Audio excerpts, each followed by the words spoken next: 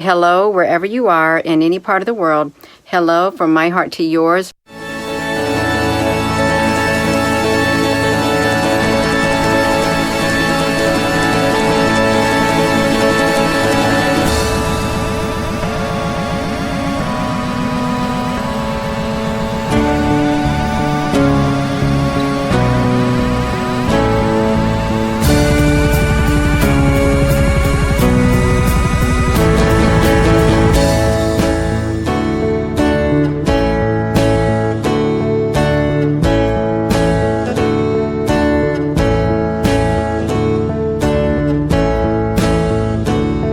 See the same people every other day, but we never say hey, cause we're never looking the way, or my face was in my notebook. We passed each other, didn't look. But these are the people of the towns, of the towns, the towns, of the towns. And large cities are just a bunch of big small towns, big small towns, overlapping side by side, big small towns.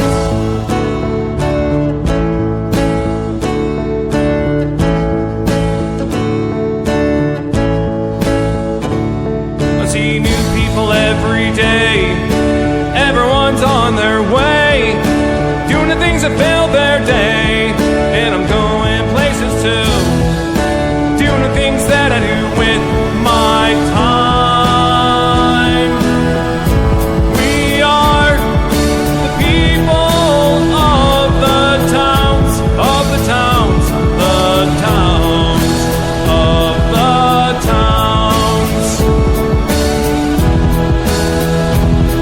And large cities are just a bunch of big small towns, big small towns, diagonal, top to bottom, big small towns.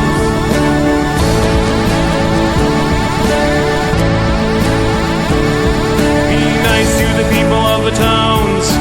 Once in a while look around, cause what's going around's coming around.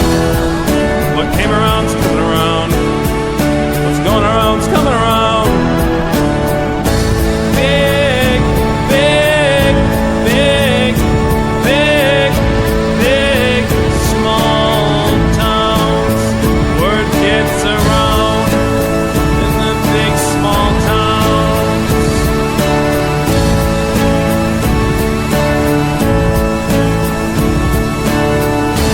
Big, big, big, big, big, small towns. Word gets around in the big small towns.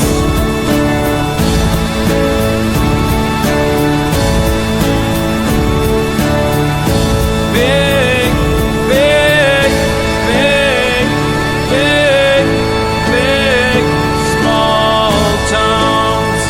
Word gets around in the big small towns.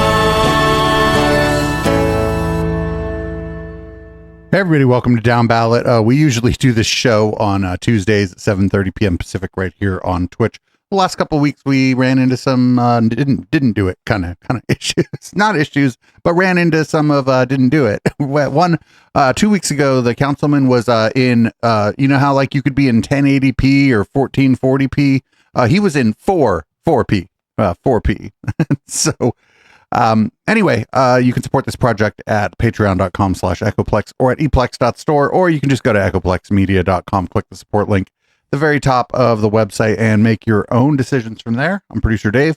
You can find me at the Art Boutique this weekend, Saturday night, for the very last Christmas show ever at the Art Boutique, featuring Periscope, which is one of the bands that's been a soundtrack for this channel, and Sweet High, not as an official a soundtrack of this channel, but still part of the soundtrack of this channel over the years, nonetheless. What's going on?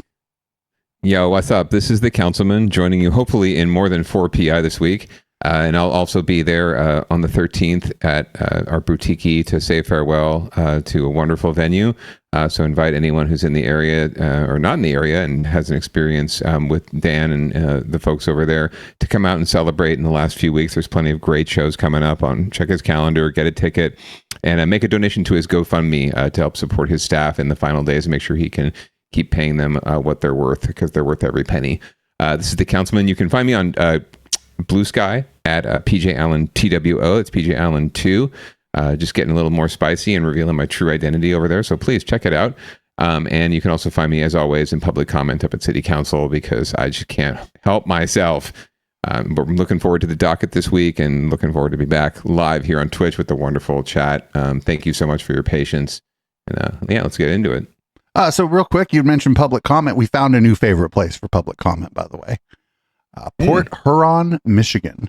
I saw this in the Discord.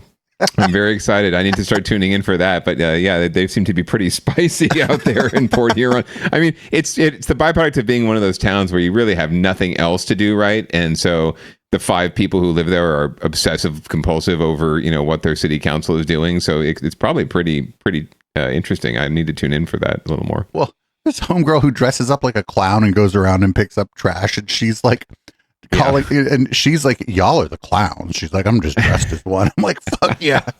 So oh, go ahead. Yeah, she should get together with Batman from San Jose, who comes to the city council meetings all the time. I don't think she's a fascist. Batman, probably a fascist.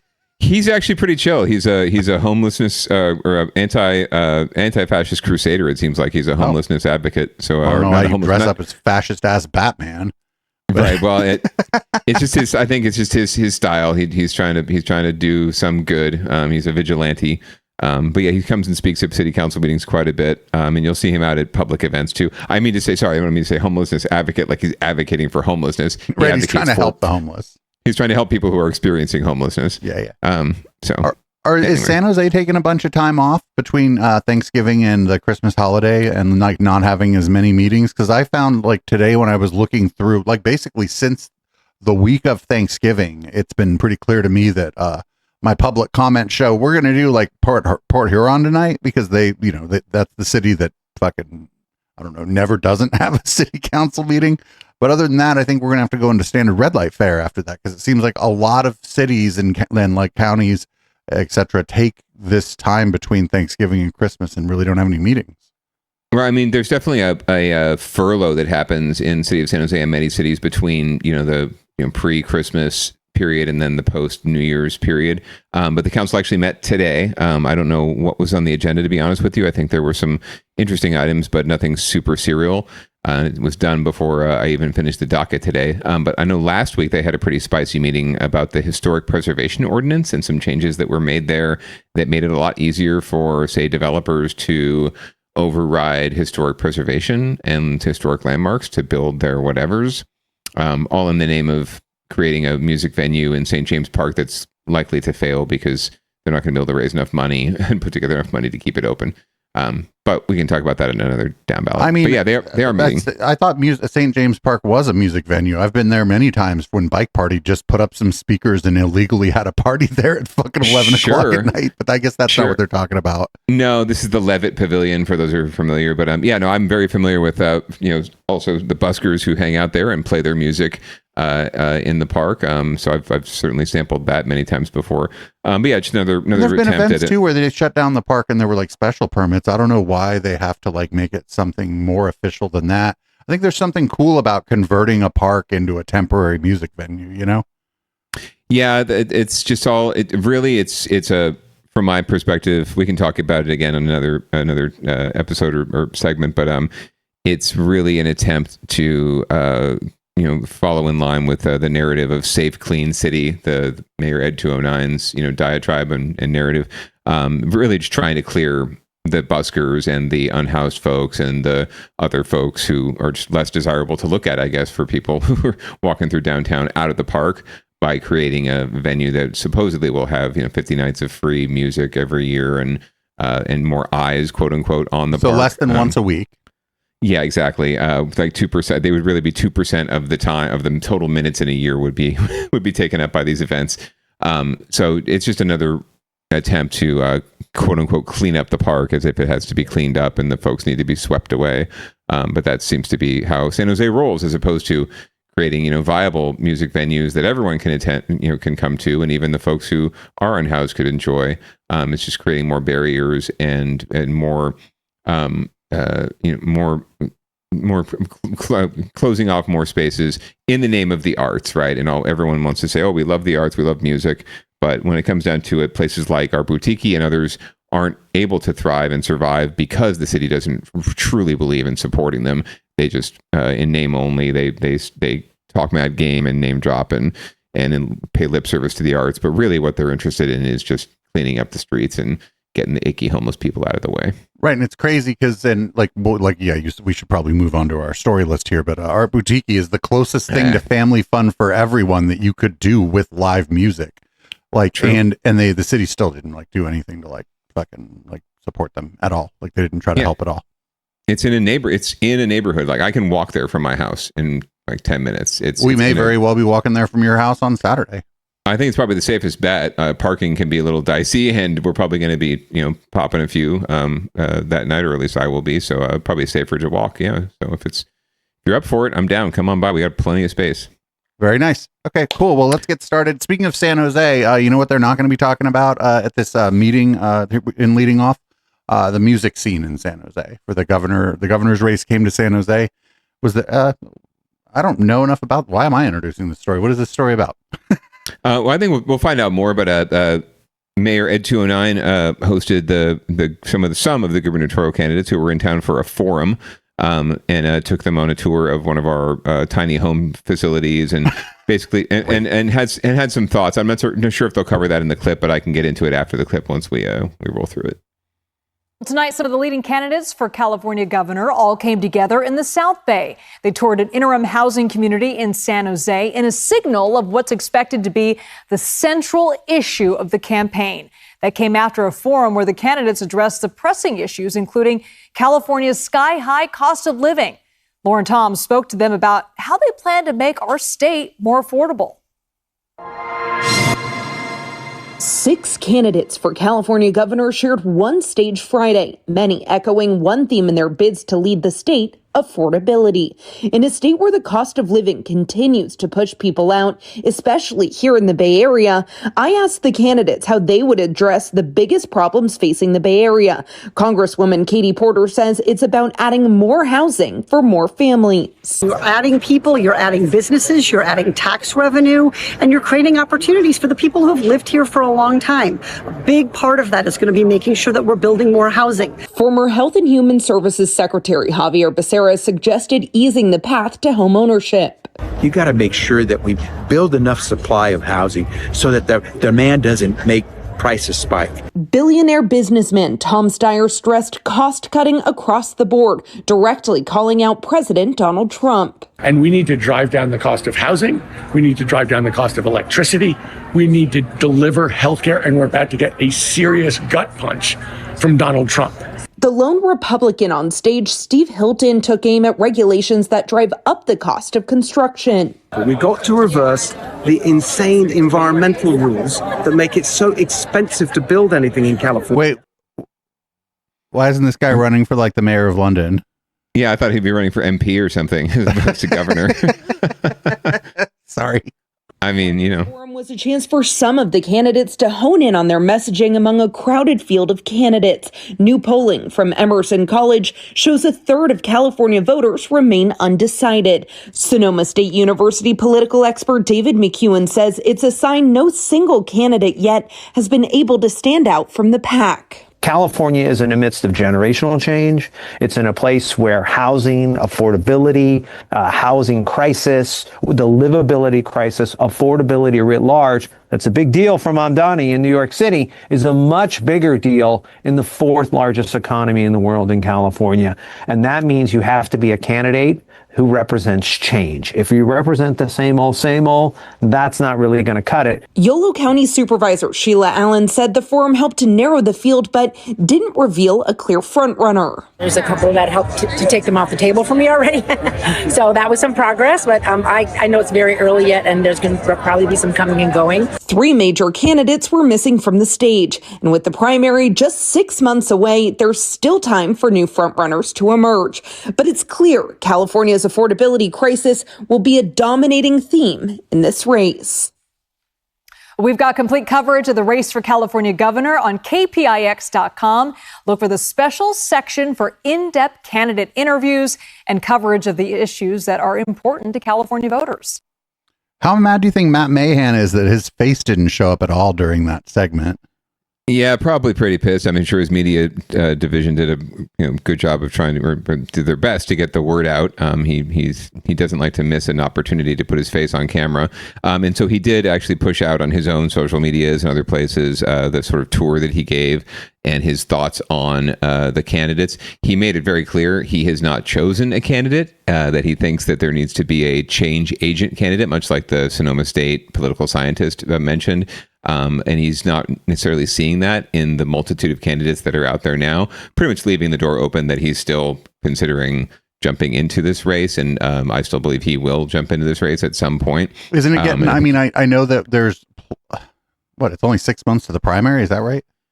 Yeah, but at this point, with the slate of the sheer number of candidates out there, the number of voters who are undecided, and the deadline to file officially won't be until March.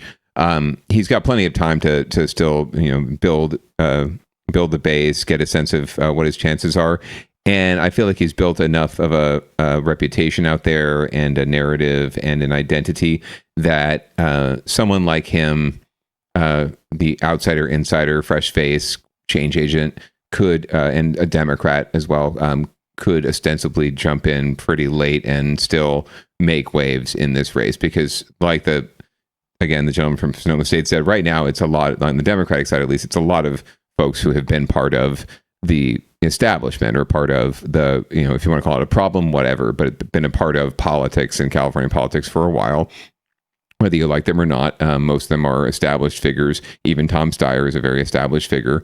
I like him the least. Right. He had zero time for actually standing still for an interview. Notice he was like, I got to go. We got to talk while I'm walking. Walk and talk. I think there's still ample opportunity. And the fact that, he hasn't picked a candidate. There are even some Democrats who are kind of would align necessarily, sort of with his mentality, right? That kind of tech bro mentality. Government is a business, but no one who's really speaking his voice, and he just keeps consistently, piling on to the talking points he has about the state doing more and not doing enough and needing to be a better partner. So I see it as an opportunity for him still, and I think that he's just using all of this as a platform to try to build a run out of it. Now, he could very well hear from folks and get a sense that it's not going to work out, and it's too crowded of a field. But I think that he's the kind of candidate who could consolidate a lot of support from those, all those undecided voters who are kind of waiting for someone like him, who's just, he acts all very Trumpian, very no nonsense, common sense. Throw the bastards out, and I can get this done. Only I can fix it, right? There's a substantial amount of voters out there that are looking for that, whether you like it or not, or whether you like him or not. And I still think that he's very seriously considering this, as much as he tries to troll us and gaslight us and say that he's not. And you don't think that there's the record of him saying he's going to fix everything, and then everything in San Jose just kind of stagnating, and in some cases getting worse? You don't think that's like front enough in the minds maybe of the average San Josean even at this point, that it would hamper his ability to run on that message? I think that it hasn't happened. Everything he's proposed and everything he's pushing, he can make the case, like he can point to some numbers, and he is pointing to numbers about tiny homes and new beds coming online, and moving the unhoused out of parks and public spaces and moving them into housing, and this quote unquote success that's happening. He can point to all that now, because the long-term impacts and the long-term results are yet to be determined, right? We don't really know what the results are going to be out of his policies and his agenda.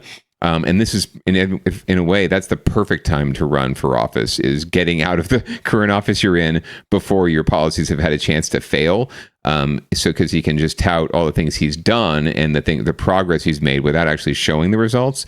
And I do believe, just based on conversations I have, there are perfectly, reasonable, progressive, what I would say even some somewhat cynical people in San Jose who are, full-throated in their support of him and everything that he's doing to change things, right? Even though he hasn't really changed anything. And in fact, I still believe that his policies and agenda are going to make things worse because they're tone deaf and they're not connected to reality. Sorry, don't use the word tone deaf and insult our deaf community out there.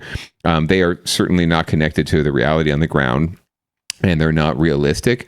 But they're very widely accepted as the things we should be doing, right? And the response that we should be taking. So I feel that he's still got, at this point, he's probably at the peak of his support, of his ability to run on his quote unquote record, even though he doesn't have a big record to run on. And that's pretty much how when he decided to run for mayor. He'd only been in the city council for 2 years. He had absolutely no record of any accomplishment other than what he had done in the private sector, and then anything he had talked about or put in his newsletter or proposed or put a memo out about in his 2 years on the council before, or less than 2 years before he decided to run for mayor. He takes advantage of situations. He's very ambitious, and I don't think that he's going to wait around on anything else. If he feels like this is his chance, he's going to go for it. And if he waits around longer, even if he were to wait 4 more years, right? We look at the 2030 election, and he banks on whoever is elected governor, failing at their agenda, right? And not following through, not coming through, even though it's going to be really difficult to knock off whoever is incumbent at that point.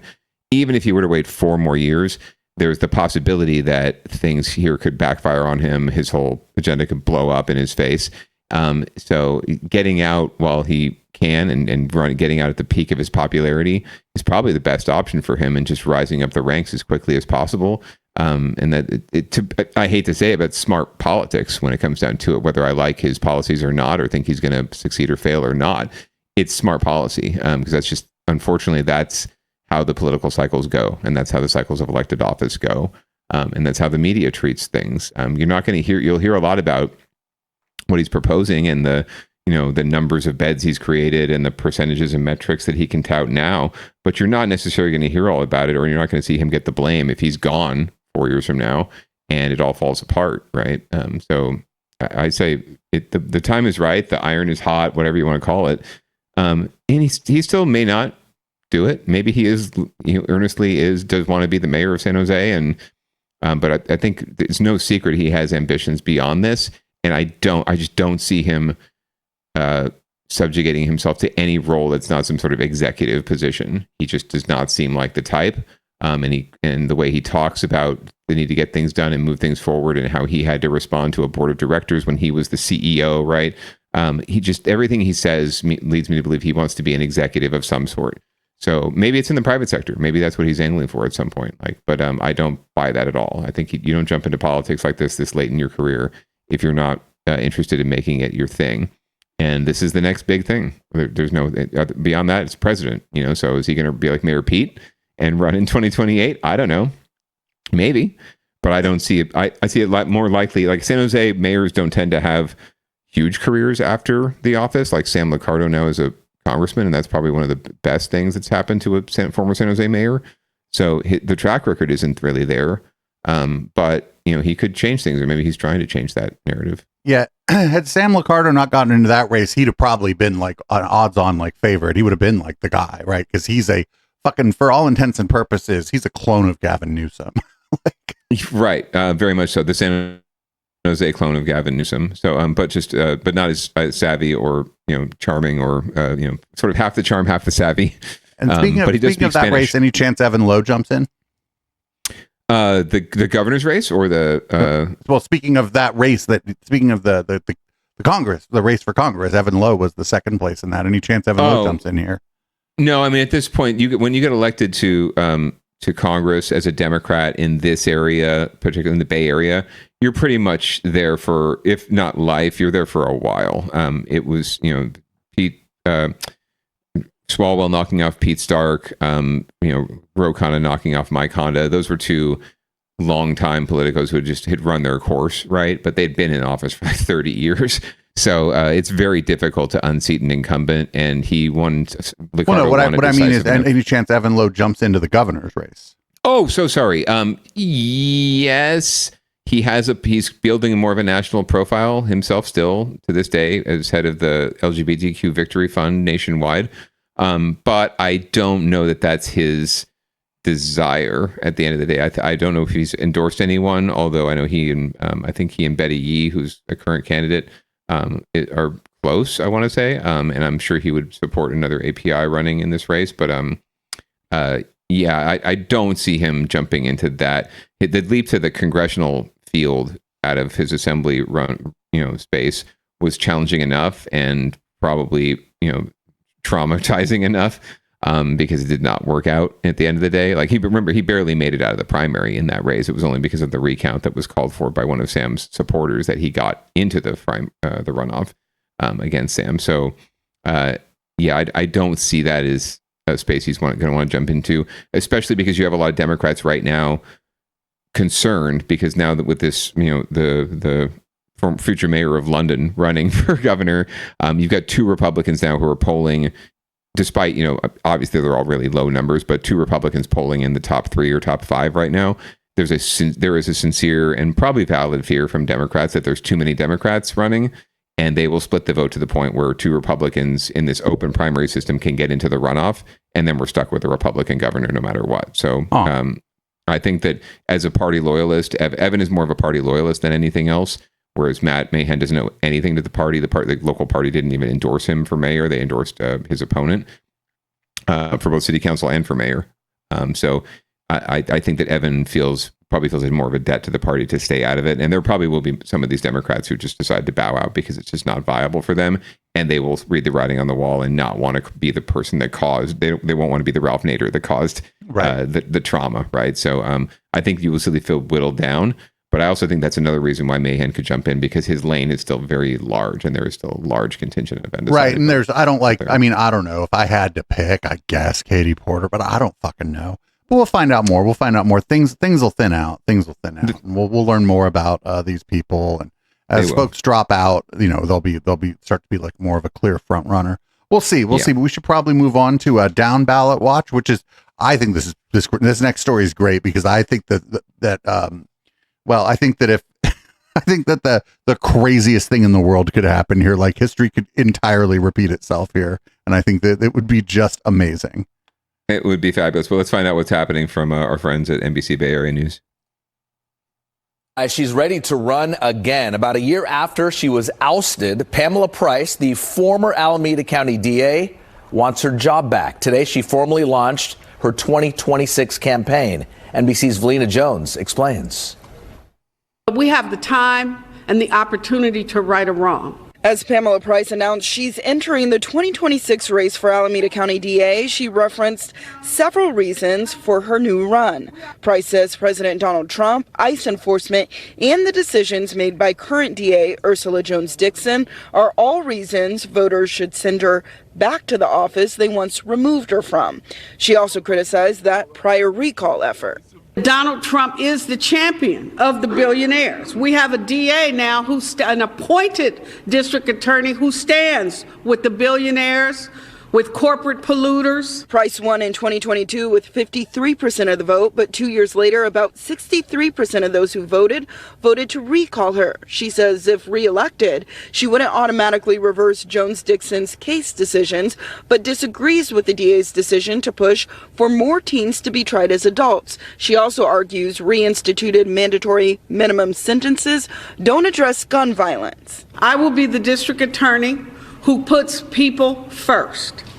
I will go after corporate criminals, and I will hold law enforcement officers accountable. Price's time in office was marked by controversy and criticism, including resigning prosecutors, case backlogs, and claims she was too lenient on criminals. She insisted her office prosecuted cases at a higher rate than her predecessor. I am going to be part of this campaign to build and focus on working class struggle, people in the margin and a fight for justice. But those who led her prior recall says nothing has changed. What we want to see is a safer Alameda County for everybody.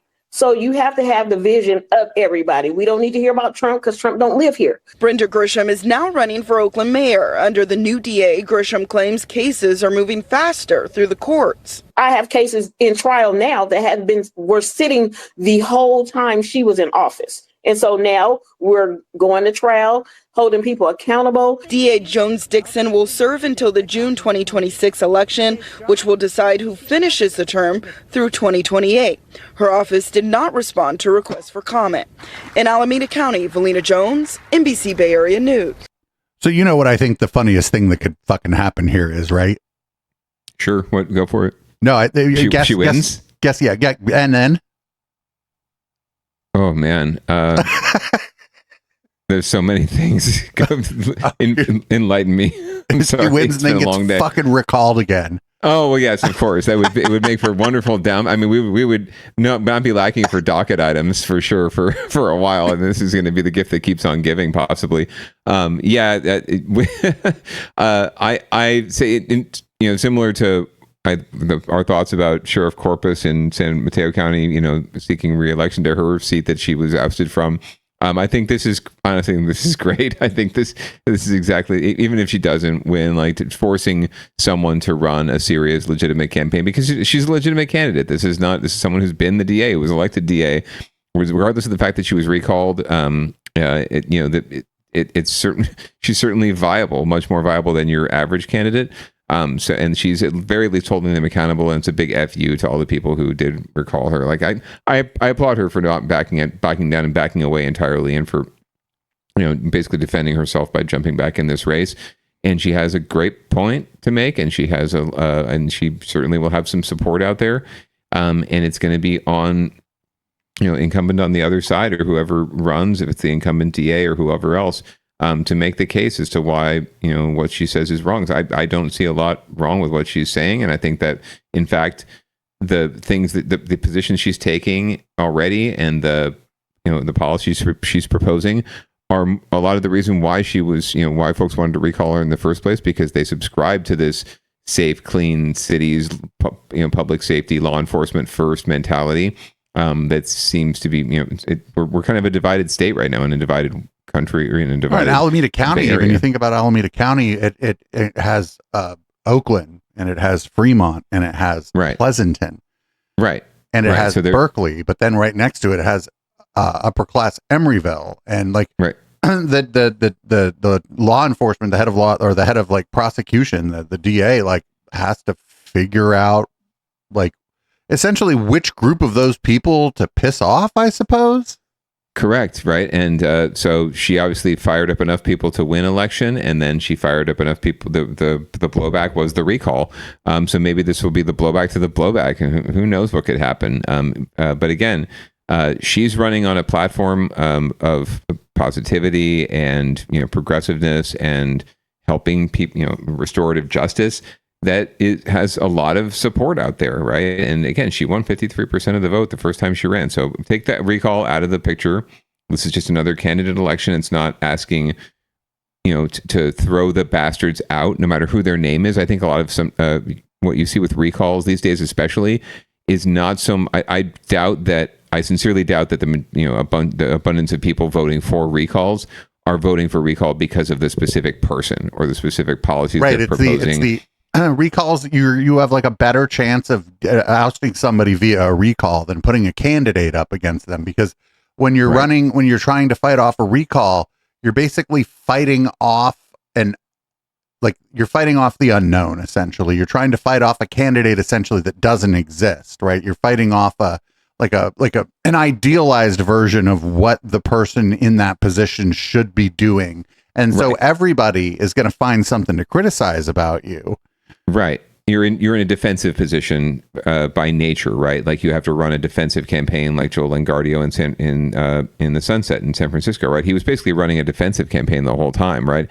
Now I think he went a little too far into defense and got too defensive, basically just talking to voters about well, they're wrong. This is why they're wrong. It's no, you're going to win more votes by pushing what you want and the ideas that you have and being more positive and offensive. That was a whole ass other thing too, like where they were just mad about a park. I would just be like, if you're going to recall me because of a park, then just recall me. I don't give a fuck. Right. Like just go down in his case, just stand tall, because you're going to lose because these dumbasses are mad about a park. So just be an asshole, because you're going to lose anyway. So right. And he should run again, frankly, too. But it wasn't about that wasn't about him, right? Like, it didn't matter if it was Joe Longardio or someone else. Didn't matter if it was Pamela Price or someone else in that recall.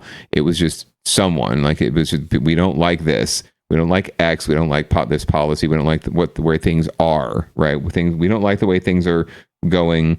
If you took that poll, right, we're on the wrong track, right? Everyone who said we're on the wrong track, it didn't matter that it was Pamela Price or anyone else. It could have been Joe Blow.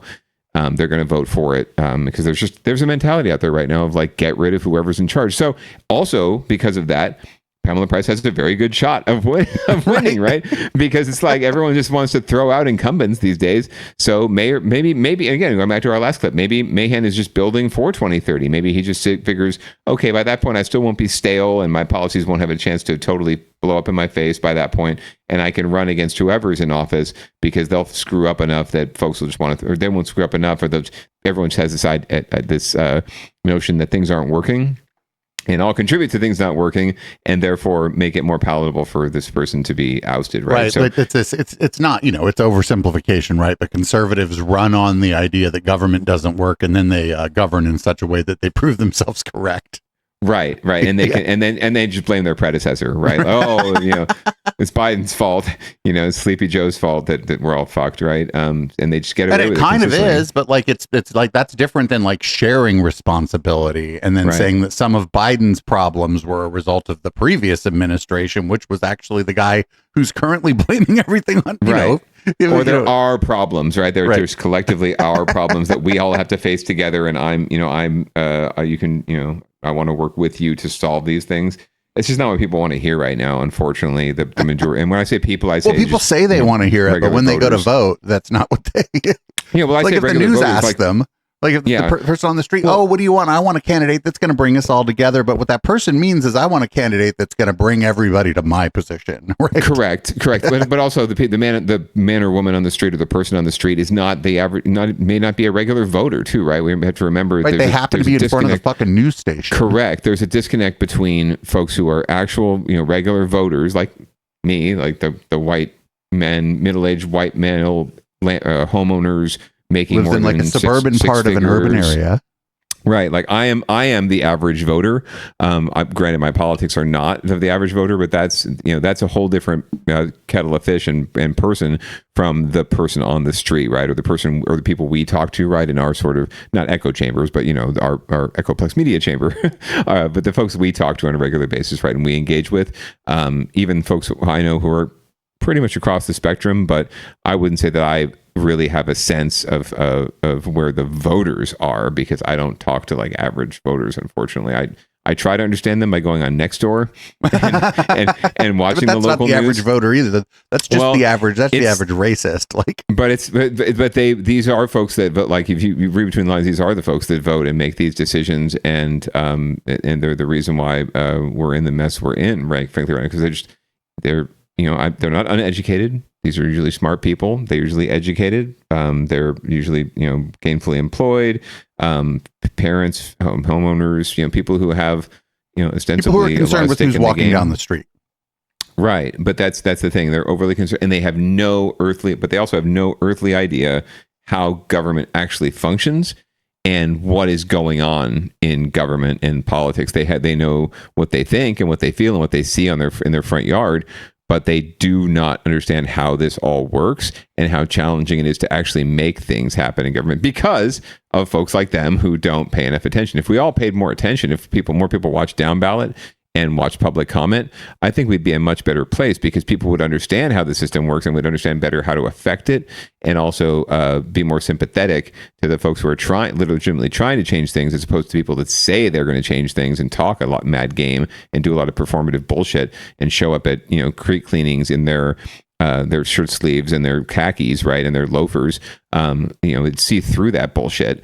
But they don't. They just they just get the quick Instagram or Nextdoor, endorphin hit of, oh, my mayor is doing something. Look at him. He's cleaning up the streets, right? So I think if we're all more discerning and more engaged, we would end up with better results. We just don't. It's not because of apathy. People vote, people get engaged. They just don't know enough about what's going on. And they're not ignorant. They're not stupid. They just don't know what's happening, and that we don't do a good enough job of telling them what's actually happening. Speaking of Nextdoor, I'm really afraid of the Nextdoor for my area, because I bet they all it is people that hate the people that are up the hill from me and people that hate the people that are down the hill from me. Right. And that's sort of how it is. Like I said, my most common refrain is, if I drive around my neighborhood, especially if I see two people talking on a corner, right? That's just two neighbors having a conversation about, do you have a good gardener, or, what do you recommend for a home equity line of credit? If I see three neighbors talking, that's a problem. That's a serious problem. And if you were in a different neighborhood and there were three neighbors talking on the street corner, the fucking San Jose police would pull them over and accuse them of being a gang. They would probably call the police on me just for rolling through their neighborhood. Like, who is this guy? I've never seen that Prius before. That's a pretty old. That's an old Prius. What are you doing? That's a 2012 Prius. My goodness, doesn't even have like a computer console. Get out of this part of town. So we got to keep it rolling here. We do. We're digging into it. We're going to end up at the lightning round at some point here, but we're in winners and losers now, and it looks like Oakland got a new police chief. There's all kind of stuff happening all over, like the Bay Area, like basically the peninsula and Alameda County have just kind of been in upheaval as far as like public officials, particularly like law enforcement and the district and like the prosecution side of the government. Yeah, we've got a few in a row here, clips, so maybe we can just do a lightning round of these. But so a couple different cities got new police chiefs, and we're learning a bit more about the San Francisco police state in the next few episodes. But first, Oakland. Also, this other story, ashes stolen from veterinary hospital. That seems really down-ballot-y, but I'm glad that's not on the docket. It almost made it. I swapped out another thing at last minute for some hippie shit. But yeah, I thought that would be a little too much of a downer. It was a pretty sad story. Let's not do that. Change in leadership takes effect today. Assistant Chief James Beer begins as interim chief after former police chief Floyd Mitchell stepped down. NBC Bay Area's Christy Smith spoke with community leaders and others about what type of approach they would like to see moving forward. People in Oakland we talked with spoke about safety and tackling crime as a priority, but they say that's not the only approach they're looking for. In Oakland today, people were out enjoying the day in their city and willing to share their thoughts on the look at all those people at the Oakland Police. God damn, is Jack London dead? Oh my God! All five of these people were out and about enjoying their city. Such a tragedy. Police department. Can't say that I didn't expect it or wasn't something that was a surprise. It's just a little disheartening. Now they're talking about leadership, the next police chief, and what they'd like to see when it comes to tackling crime and other issues. Focusing on avenues or ways for our youth and our elders to be safer in our community, to feel like as if we can have business. If she was from San Francisco, she'd be like, I need you to focus on the avenues that can be open at times that the community needs it. Is compassionate and understanding and sensitive to the history of and the people of Oakland, but then also someone that can have new policies to solve some of the criminal issues that we have in Oakland. Police Chief Floyd Mitchell stepped down, and the city says crime decreased in major categories during his tenure. Now Assistant Chief James Beer assumes the role as interim chief. We asked Councilmember Noel Gallo about the key issues ahead. Clearly, right now, it is about public safety, making sure that grandma and grandpa can walk down the street, that our children can walk to school and return safely home. He says for Oakland, there needs to be greater support for public safety. Bottom line is, if I'm going to grow and increase Oakland's potential from education to economically, then we need a strong police force. I still remember we still have 850 officers. The city says it's working on it and the process to search for a permanent chief. This actually is not a new topic. We've been going through this many times already. Carl Chan is with the Oakland Chinatown Chamber Foundation. Just want to hope to see that, a crime will continue to come down. And that's important for many of us. In Oakland, Christy Smith, NBC Bay Area News. So this is amazing. He's like, oh, I want crime to continue to go down. Well, friend, I don't know what the fuck happened to the old police chief, but it seemed like, but it was, again, like you were saying, these are like national and statewide, national, regional trends of crime, especially violent crime. It just popped up a little bit and everybody lost their fucking minds because we were talking about everybody's inability to zoom out on a graph. You know, there's a couple, one, like the end of like the lockdowns, or I don't even like calling them the end of the, I would like it very much if you please stayed at home and stayed away from each other requests, which is more like what happened. Like, I feel like a lot of people maybe were going out and like, things were happening because people were out and about more, like as folks got out, and like just maybe pent up aggression, I don't know, all kinds of stuff. Or maybe people were out and the police were like over policing in some sort of way, which made it appear like crime was going up when it really wasn't. I mean, there's all kind of stuff that could have been going on, but everybody lost their damn minds. Yep. And we also have a situation, even recently, right? It's usually some high profile or something that makes the news, right? Like there were 4 people shot in Willow Glen. Oh God. Yesterday or Sunday. And it's been like, all your neighbors' houses are for sale now. Right. It's been all over the news, like, in Facebook and everywhere else for the last 2 days. Right. And no one has any idea what happened or what caused it. It was totally random occurrence. There was the poor coach, longtime football coach who was shot in Oakland. Right. Right near where I live, actually. Right. At Laney College. And that is, that one incident, completely isolated, done by perpetrated by someone who was not well. Like Laney College is in one of the safest parts of Oakland. I know, like people are like Oakland's a war zone. No, bitch, it is not. Sure, right, but that's what's made up. I think that's the narrative that you see, right? That's where the doom loop comes in. Are these really high profile or stories that get covered ad nauseum because no one's going to cover when the crime rate goes down. Honestly. Where was the story during this guy's tenure? They only covered it insofar as they were like covering those terrible crime happened, blah blah, and everybody's like freaking out about crime, and then by the way, crime seems to be actually going down, and then they just try to sweep that out of their coverage as much as possible but they have to say it. It feels like because they don't want to be fucking dishonest. But sure, they won't do a thing about, hey, you're seeing all this stuff. Like, even if like at the end of the week they go, hey, here's what happened in the Bay Area this week, but we want to let's spend 5 minutes giving you guys some perspective on the last year in the Bay Area. Sure, they have to do a journalism, right? At the end of the day, they want to be self-respecting, but yeah, they're not going to do a story when the PD sends out a press release like, "Hey, crime is down." They're not going to cover that story because where's the story, right? What's it going to be? Just they're going to do an interview with the police chief. They're going to say, "Oh, look at crime is down," and no one's going to believe it because they're like, "Oh, someone was shot last week," or my neighbor got their car burgled, right? And everyone's looking again, like we talked about, what's going on outside their front door. And no one is, really looking at the bigger picture. And it's not most folks' fault that we're so underinformed and misinformed. It is a byproduct of news and news media and corporate news media and conglomerations taking over politicians, and just needing hits. Right? Who want to run and say, I'm trying to make the cities fucking this instead of saying, hey, like you don't ever hear anybody running for city council in San Jose going, I want to be city council here because this is actually one of the safest big cities in the world. And I feel like we have the opportunity because of how safe this city is to get some other stuff done that other cities might not have the opportunity for.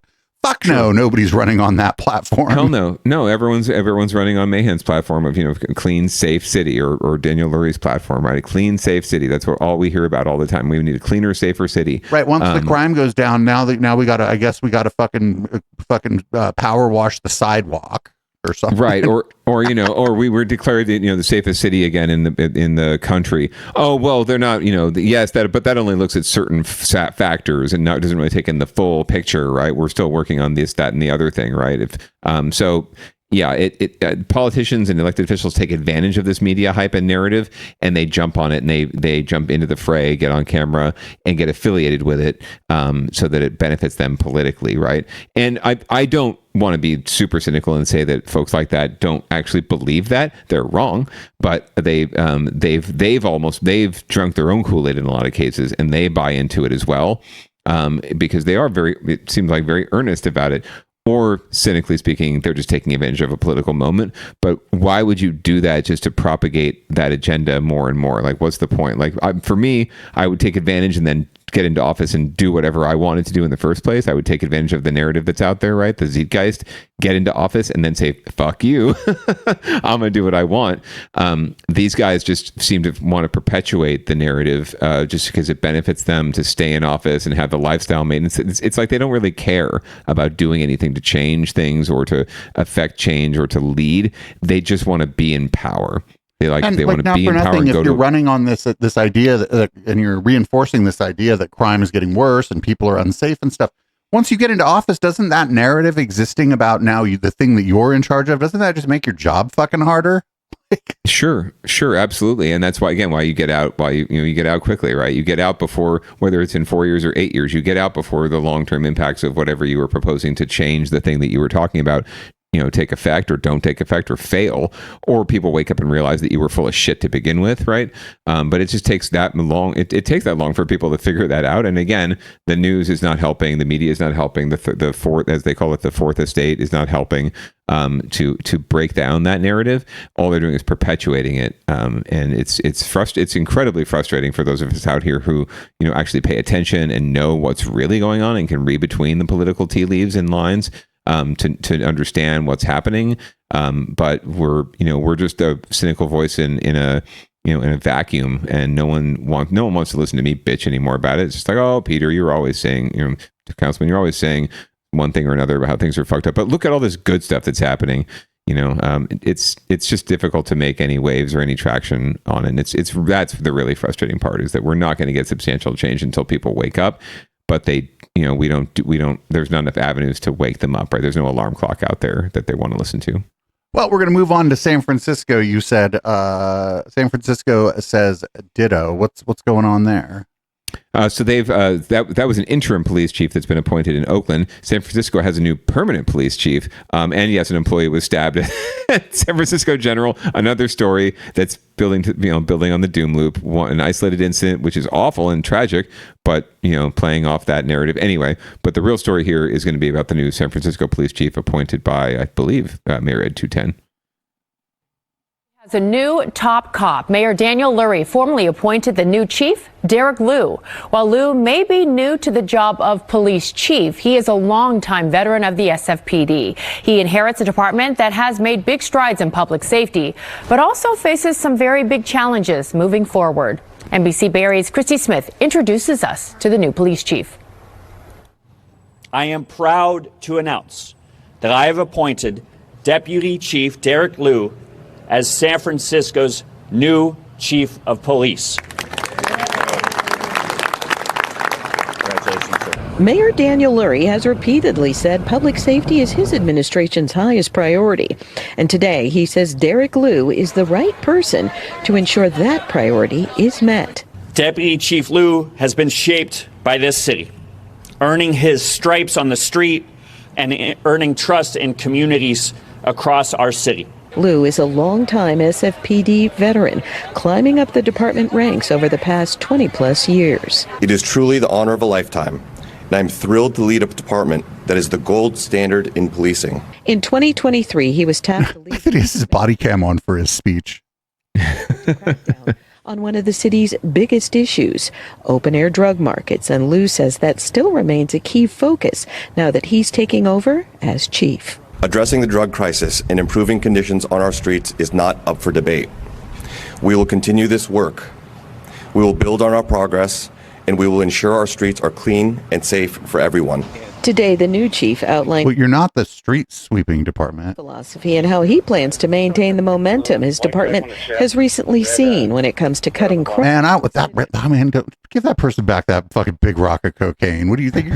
That person's going to get killed. They probably owe people money on that. Now you're increasing the violent crime rate. Just focused on getting to the point of leading the department and continuing the progress we've been making on all fronts that you just mentioned: the drug markets, technology, staffing, violent crime, all those things. Mayor Lurie says he made the appointment only after conducting a nationwide search. Deputy Chief Liu rose to the top, and I am thrilled. He was born and raised here in San Francisco.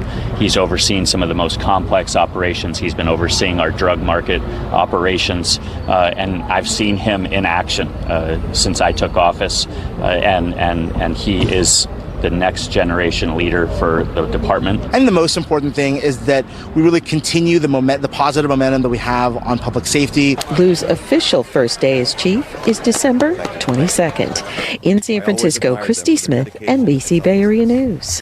So if you're promoting from within, I don't know why you would say you conducted a nationwide search. I feel like this guy's a dumb politician, because what he could say is he could have said, my intent here was to promote from within.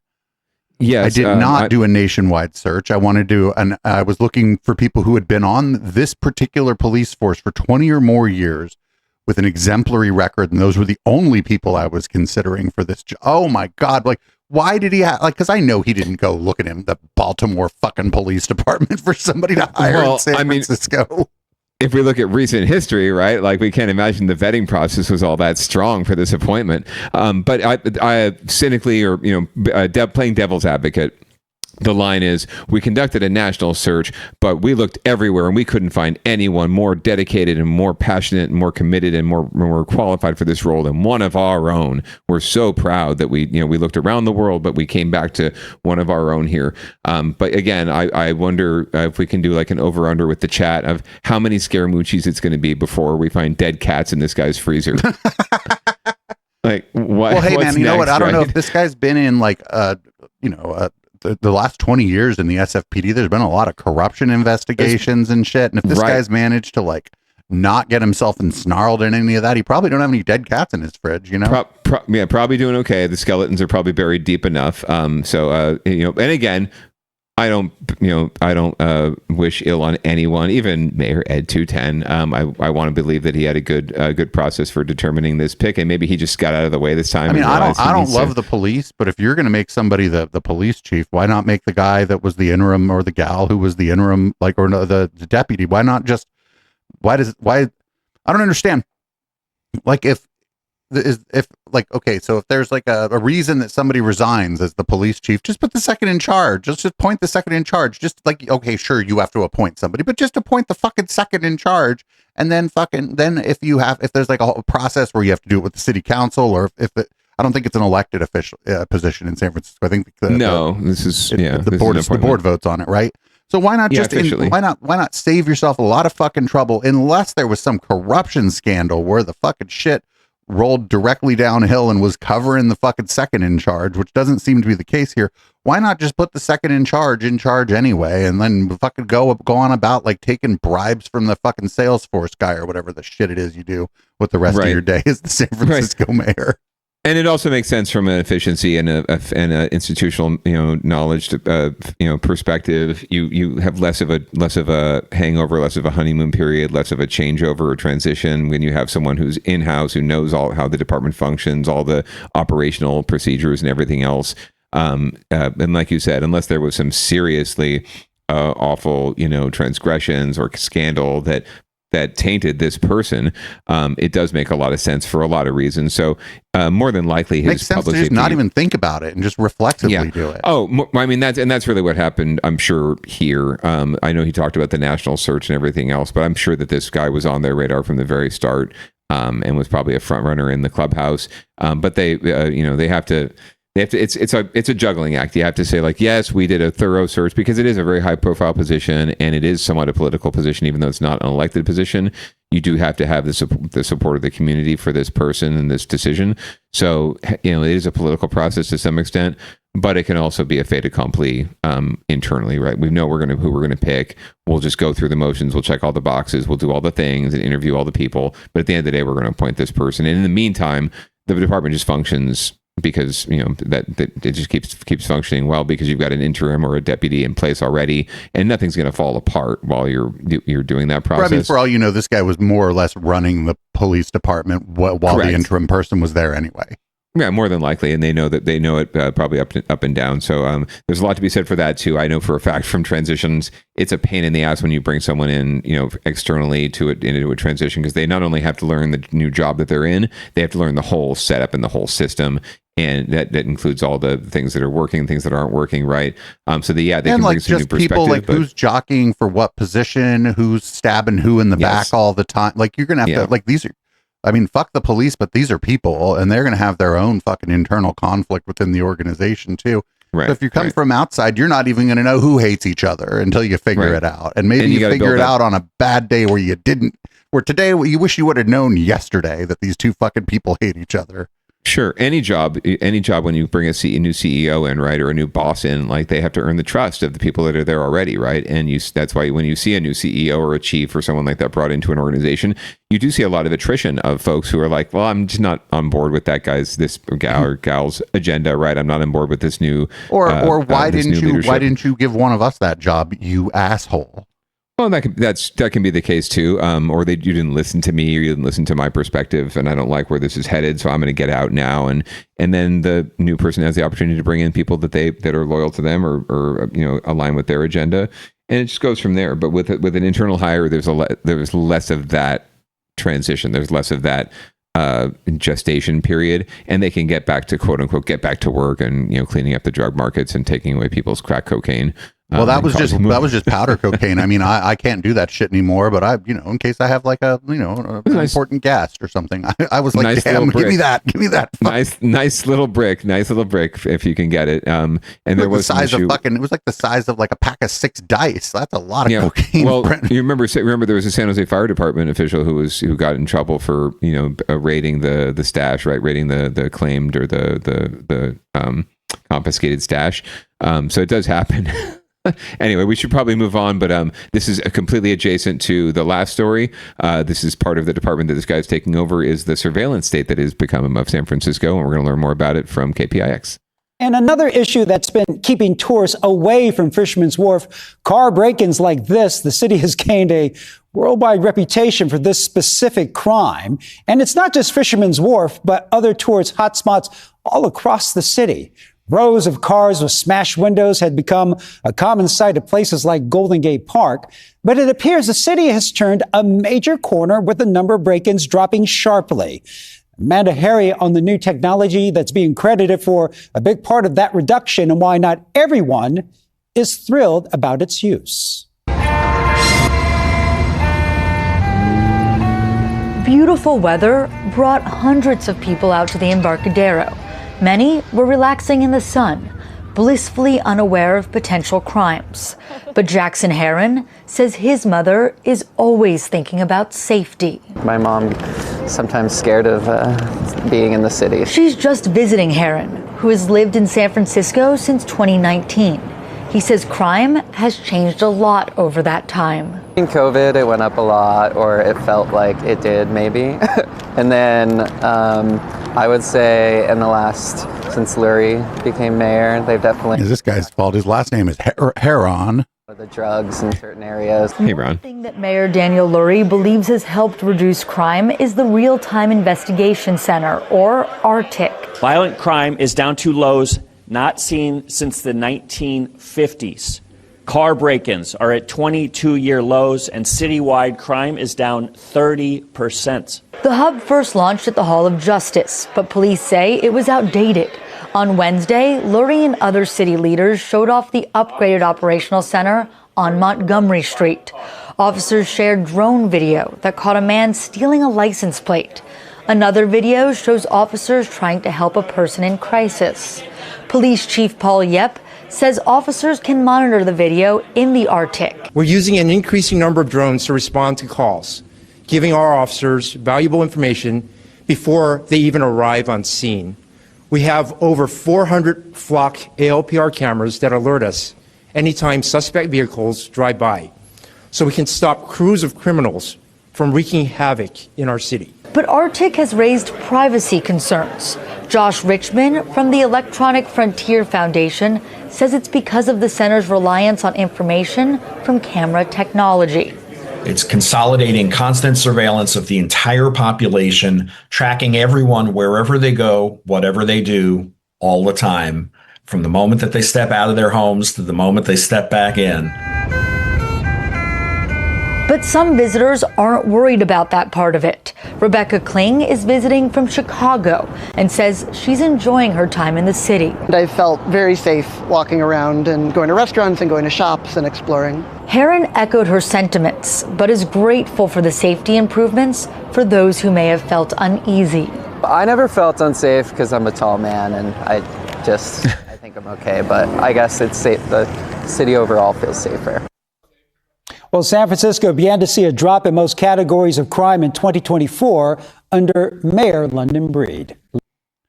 So, so again, this was just like a slight uptick. I had hypothesized that maybe there's just an absolute floor for crime in a city, and that the fucking crime rate had bounced off the floor, right? Sure, absolutely. I don't have any, I don't have any data or any hard evidence to support that. But I mean, what if that's the case and it just bounces off this floor every once in a while, and then we get like a little moral panic around it every time? Sure, and they pointed out that the numbers started to come down even under Mayor Ed 210's predecessor, London Breed, right, who was pretty much she wasn't recalled, but she was pretty much ousted from office against her will. So it's not as though it's all his policies that have led to this. It's just the progression of things. And like they said, there was a spike during COVID.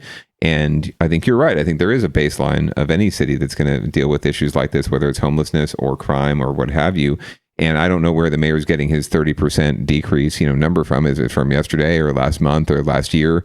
But over time, again, yes, of course they're near historic lows since the 1950s, right? Like I'm sure if you could have said that at a lot of points since the 1950s.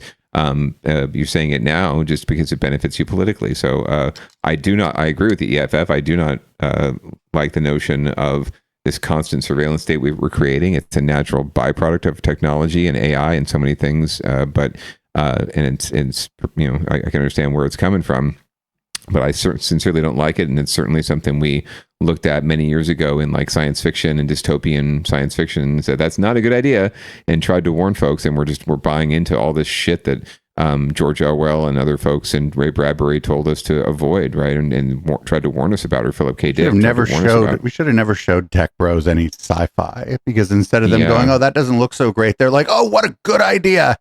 Right. Yeah. Skynet. That's awesome. Let's do that. Right. And now we have Skynet. So, let's hope and pray that we can come to our senses, or there will be some sort of zeitgeist or critical mass that will flip things back, or bounce back, as you call it. But yeah, to say that again, to hang your hat on, well, I'm bringing crime down because it's down 30% since yesterday, like whatever, car break-ins, or there were only 6 car break-ins today and there were 9 car break-ins yesterday, and that's a 30% reduction, right? Like that's 33% actually. You're even short selling it. Shit, you're right. So let's dig a little deeper into this. Let's start digging a little deeper and be more discerning about the metrics that people throw out there, like Matt Mahan too. So, and I wonder what's going on, because it's like more and more, it's impossible to fucking steal a car, right? So like, yeah, and they steal license plates, not cars now. It looks like.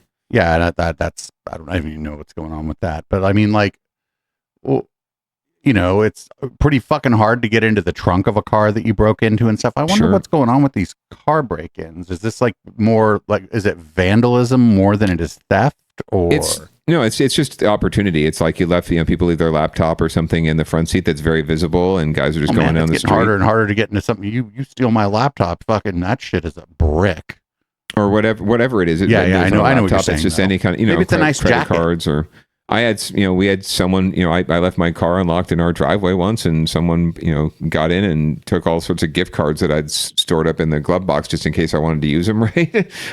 So someone had a $50 a Dish Dash gift card that they probably used that they did jack for me. It's just opportunity. They're just checking the doors, or they see something that they like that they can slang, and they'll break the window because it's not no harm off their skin off their nose, and they'll just go down to a row of cars doing that, especially in a tourist spot. I can imagine like Fisherman's Wharf and Golden Gate Park, where tourists are not thinking and leaving stuff in the front seat or visible. It's usually that's what it is. It's not they're legit breaking into cars to steal the car.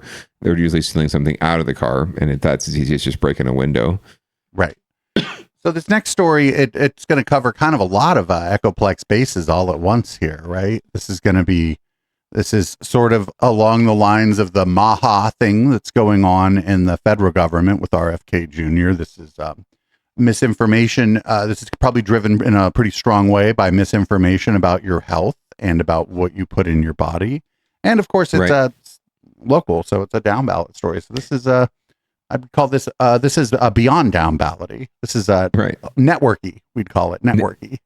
Yeah, exactly. It's Echoplex networking. Let's listen more from City Attorney David Chu.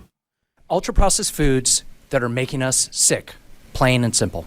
San Francisco City Attorney says he's filing a... I'm sorry, he's got Wheat Thins up there? On behalf and Cheerios. of the state of California, suing 10 major corporations, and he's hoping others will follow. Our case is about companies who design food to be harmful and addictive and marketed their products to maximize profits. Like the tobacco industry, they knew their products make people very sick, but hid the truth from the public. In the lawsuit, Chu claims the foods have created a health crisis, leading to chronic diseases like cancer, depression, and type 2 diabetes, and that local governments have been forced to shoulder the cost of treatment. It's seeking financial compensation for cities that have treated sick residents. I guess I'm not surprised. San Francisco is a very liberal city. So if someone has to do it. Some San Francisco residents are not surprised by the lawsuit. Others say they've been worried about ultra-processed foods for a while. I started to read the ingredient list, and I am reading them every time I buy them nowadays. The big question some people are asking about the lawsuit, why now? The studies have finally come out that show conclusively the link between ultra-processed foods and all of the incredibly horrific healthcare outcomes that we've been seeing in recent years. This recent study that shows that almost 70% of calories that kids ingest are ultra-processed foods is mind-blowing to me. And this is not nutrition. We just have to stop poisoning our kids. Consumer Brands Association represents many of the corporations being sued. It responded today saying in part, quote, food and beverage manufacturers continue to introduce new product options that include increased protein and fiber, reduced sugars and sodium, and no synthetic color additives. In San Francisco, Suzanne Fawn, ABC 7 News. So ultra-processed doesn't mean anything. I hate to be the one to do this. It doesn't fucking mean anything. Yeah, so many things that we would not consider processed are processed. Everything you buy in a store is processed in some way, whether it's fruit or it's, Cheetos. Different. And yeah, it's, I hate to say it because, I do think that some of these companies are just, awful corporations that are benefiting off the fact that we're an obese society that loves to eat snacks, right? But a lot of the problem is that folks don't have options. And don't have and live in food deserts where sometimes their only option is the supermarket. And yeah, the supermarkets are marketing this stuff to them because it sells and it tastes good. And people and folks, at the end of the day, consumers need to make better decisions with the options they have. They need to have better options. But I don't think that you can just blaming. It's kind of like the drug war, right?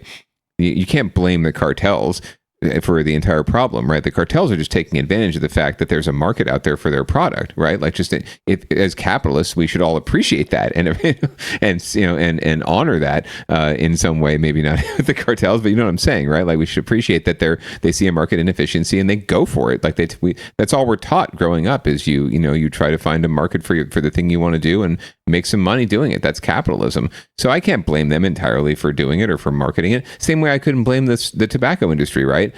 I wasn't, when I was a smoker, I wasn't sitting there blaming Camel or RJ Reynolds or whoever else for Winston-Salem for getting me addicted to cigarettes. I blame my own damn self for being like, oh, my friends are going out to have a cigarette. I'll try one of these cigarettes.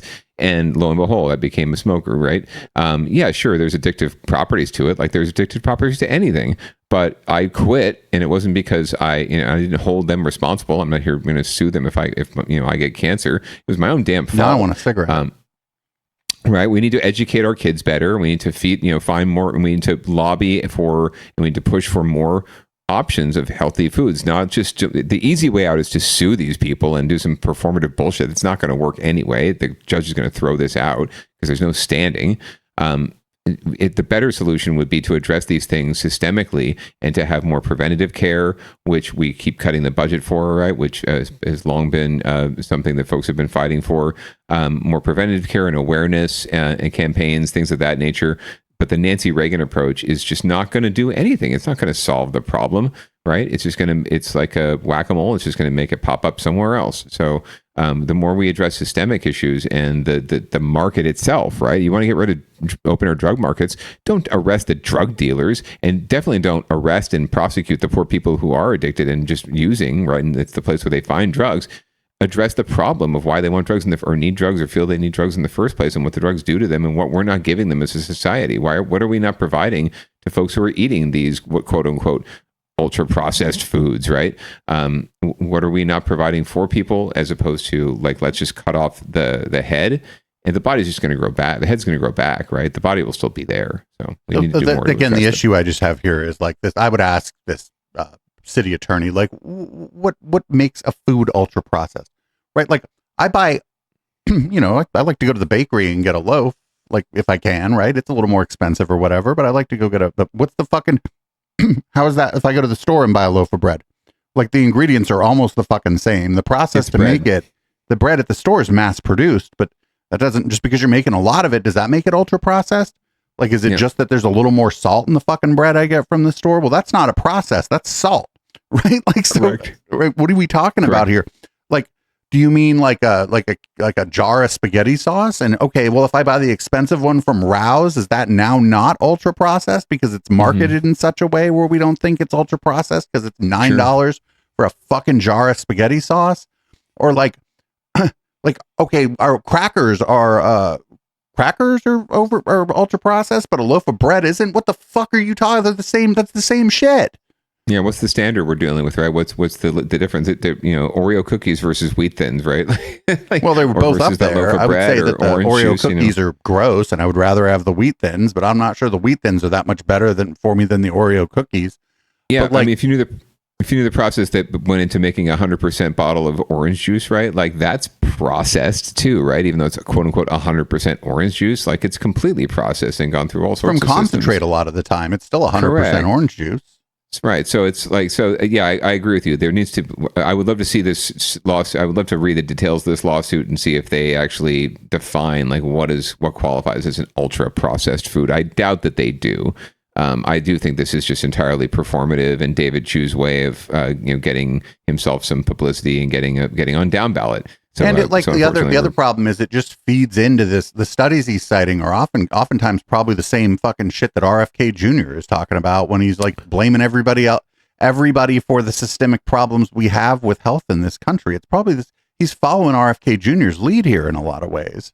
100%. And bro, like, I don't need to tell you, I could show you a study that tells me, like, I drink about 3 to 4 cups of coffee a day, right? I could show you a study that says drinking less than 4 cups of coffee a day is good for your health. I could show you just as many studies that say drinking 4 cups of coffee a day is detrimental to your health and causes cancer. So I'm either and you could find a study that says 4 cups is fine, right? And no, that's what I'm saying. Like, and now we got to ask how many ounces are in the cup. I have seen stories that say how much sugar are you adding to your fucking coffee? Like, these are like I've seen stories that say 4 cups of coffee a day will give you cancer. I have seen other studies that say 4 cups of coffee a day is good for preventing cancer, right? So what the fuck am I supposed to believe as a coffee drinker? I just drink my fucking coffee. I just drink my coffee, and I don't put hazelnut, creamer in it. I don't put 3 pounds of sugar into my coffee. I drink black fucking coffee with a little bit of milk. Like, that's what I don't understand. Well, now the milk, you're not even drinking raw milk, which is probably good for you not to drink raw milk. But then you got you got a bunch of freaks that think it's bad to now you've processed the milk by pasteurizing it. Pasteurized milk, right? Like, or God forbid, low fat. Like, I don't know how you drink low fat milk, but anyway. Or almond milk, right? Or oat milk, right? That shit's good as fucking coffee. Almond milk. I just don't buy it because it's so bad for, like, almonds just suck all the water out of the fucking system. Yeah. So oat milk is pretty decent. I've found some pretty good. I need something really creamy for my coffee, so I found some good oat milk substitutes that are pretty decent. But actually, right now, I use a lot of heavy cream in cooking and other things, and that's the only cream I have in the house normally. So yeah, I rarely actually drink a cup of coffee that I'm just going to get some fucking half and half like a maniac. Yeah, I just drop a little bit of heavy cream in my coffee. It works just fine. Just like it's even less. It's like the tiniest portion, and it does the trick. Because I just have some sitting around, and I choose not to buy a creamer or any kind of milk just to cream my coffee. If I really run out, I'll just drink it black. I don't give it. I love coffee that much. Do they hate Coffee Mate? Because I don't like that shit. Yeah. That's just because it's like sugar nasty. water. It's gross. It's like it's so nasty. It tastes nasty. It feels nasty. Anything with a corn syrup, I just have an aversion to, regardless of how healthy or unhealthy it is. It just tastes like shit. But Anyway, we should probably move on. We got a few more stories to hit, not much time to do it. So this is one we don't have to spend too much time on, but and I was almost hesitant to put it on the docket because it ties into more like bigger narratives that we discuss on this network. But Nazis have come to the South Bay in the form of an Instagram post and some dumbass students, and we're going to learn more about it from NBC Bay Area. A human swastika on a high school football field. Tonight, an investigation into a social media post that's outraged parents, students, and the San Jose Jewish community. A group of students formed a swastika on the football field and then Instagrammed it. NBC Bears Jocelyn Moran. What the fuck? Studio, super upsetting for the families and baffling too, because in that post you can see the kids' faces. Exactly. In the post you can see some of their faces. We have blurred them. The Bay Area Jewish Coalition tells us they have been in communication with Jewish families whose kids go to the school. They say they're shocked and afraid for their students. People were just shocked to see this is happening at their school on broad daylight. Students purposely doing this. There was clear intentionality. The caption under the post itself was horrifying. This picture is circulating on social media. Oh, hell no. Oh, you go. Man. Oh, yeah. Jesus Christ. What Yep. I thought this story was going to be some other shit, like where they were going to be like, there are these kids that don't like Israel at the fucking San Jose school, and the Jewish coalition is mad at them. No, this isn't that. This is right. It's not like graffiti on the wall in the bathroom or something. Some dumbass kid, single kid. This is like a group effort and organized and posted on social media. I'm surprised they actually showed the image, even with the blurred faces. But anyway, let's watch the rest. I think they have to show the image so that people know what we're doing with here. Yeah, they kind of do. I've seen it a million times on socials, but I didn't know if they'd have it in the news clip. That one kid's covering their face.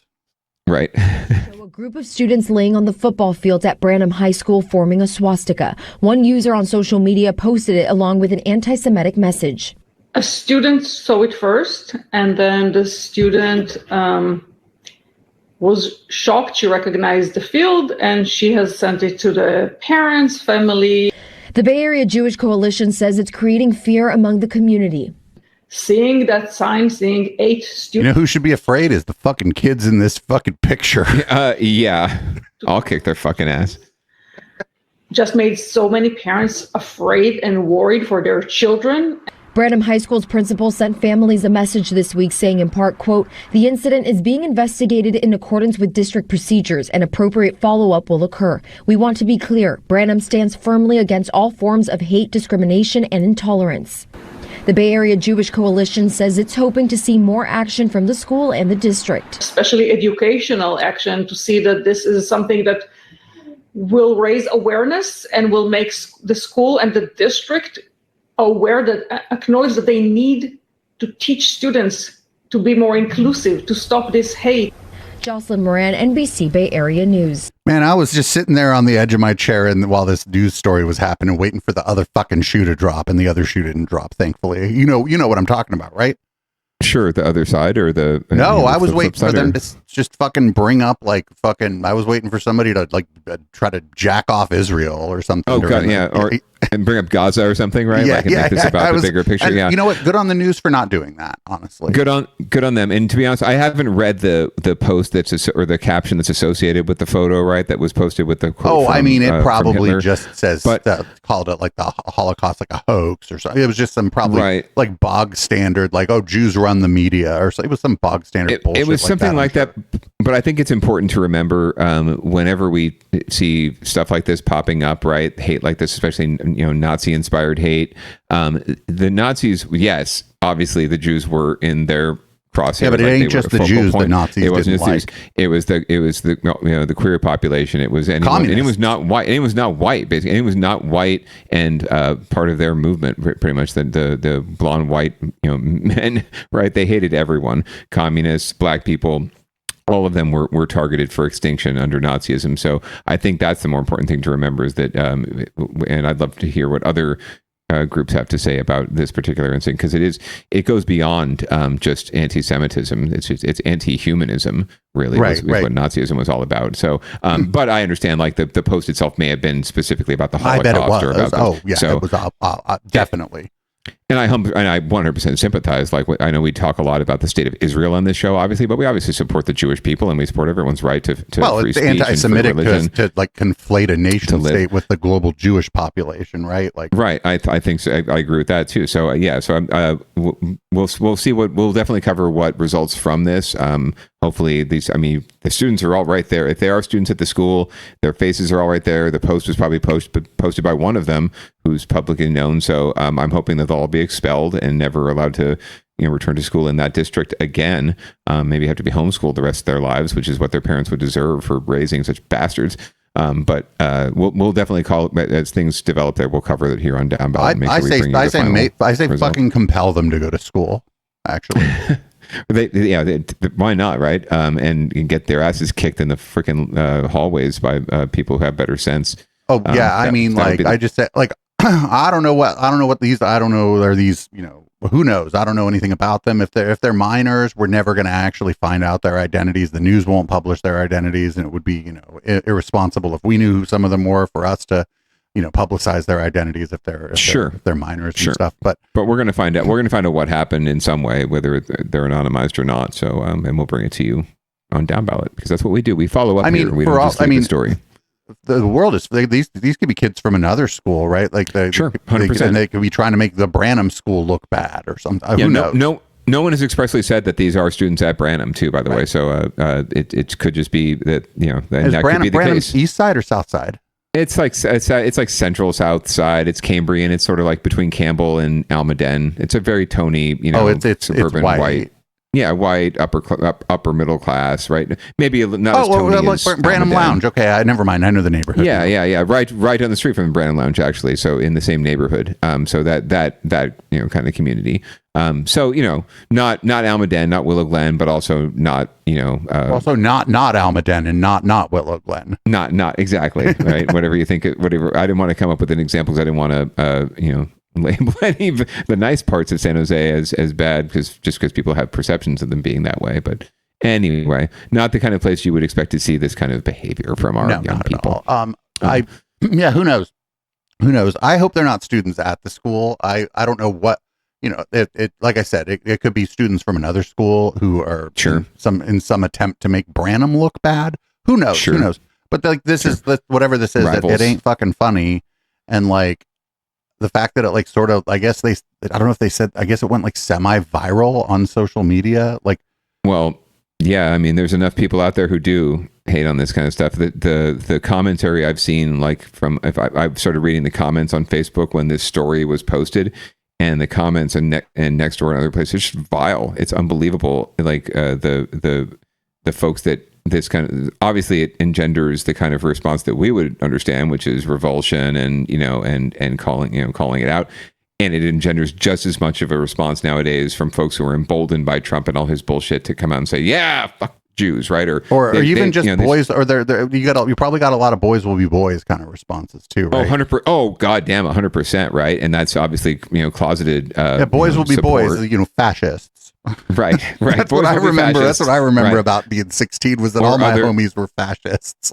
Or every other trope about the Jewish people you've ever heard in your entire life comes out, right? Because people are just coming out of the woodwork now, and they're not afraid to show it, especially in our online chats where they don't have to face the repercussions of saying it to someone's face.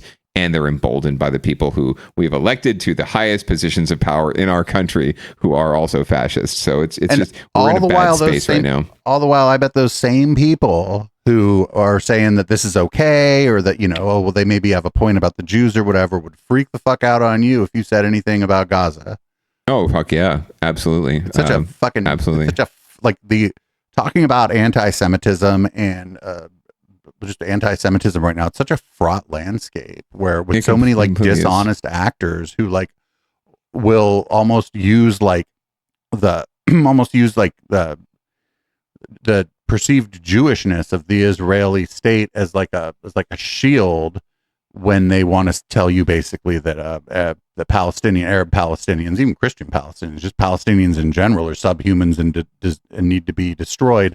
When all the while in the next fucking 10 minutes or whatever, they'll be telling you how Hollywood is run by a Jewish cabal or whatever. Right. Right. We can talk more in another episode about the Quarter Note, one of our music venues here in the South Bay, or not Quarter Note, but Homestead Lanes, one of our local music and entertainment venues that has been called to task because they hosted a fundraiser for an organization, a Free Palestine or Palestinian support organization, and some people in the community got upset about this and forced them to apologize.